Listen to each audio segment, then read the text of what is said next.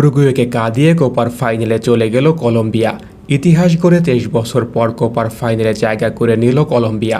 2001 সালে ফাইনালে উঠে মেক্সিকোকে হারিয়ে শিরোপা জিতেছিল কলম্বিয়া। উঠতে থাকা উরুগুয়েকে 1-0 গোলে হারিয়ে ফাইনালে জায়গা করে নিয়েছে কলম্বিয়া। প্রথমার্ধে জেফারসন লারমার করা গোলটি ম্যাচে ব্যবধান করে দিয়েছে। কলম্বিয়া ও উরুগুয়ে দুই দলই এবারের কোপায় দুর্দান্ত খেলে সেমিফাইনালে জায়গা করে নিয়েছিল। আগে থেকে অনুমান করা হচ্ছিল ম্যাচটা হাড্ডাহাড্ডি লড়াই হবে এবং তাই হয়েছে।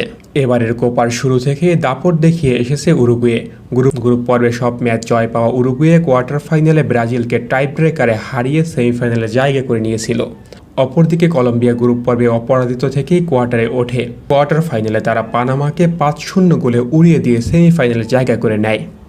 সেমিফাইনালে প্রথমার্ধে দুই দলই বেশ হাড্ডাহাড্ডি লড়াই করেছে, তবে ম্যাচের 39তম মিনিটে লিড পেয়ে যায় কলম্বিয়া।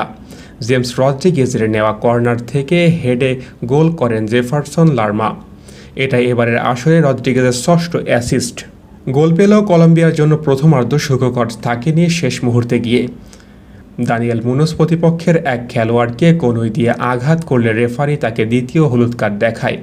এর আগে 31তম মিনিটে প্রথমবার হলুদ কার্ড দেখেন তিনি, ফলে লাল কার্ড দেখে মাঠ ছাড়তে হয় দানিয়েল মুনোসকে। দ্বিতীয় হাফে পুরোটাই আধিপত্য দেখিয়েছে উরুগুয়ে। আক্রমণের পসরা সাজিয়ে বসেছিল উরুগুয়ে, তবে বাজে ফিনিশিংয়ে গোলের দেখা পায়নি উরুগুয়ে। এর 71তম মিনিটে খুব সহজ একটি সুযোগ পেয়েও মিস করেন লুইস সুয়ারেস। এই গোল পেলে খেলাটা হয়তো টাই ব্রেকারে গড়াতো, হয়তো উরুগুয়ে আজকের ম্যাচটা জিতে দিত।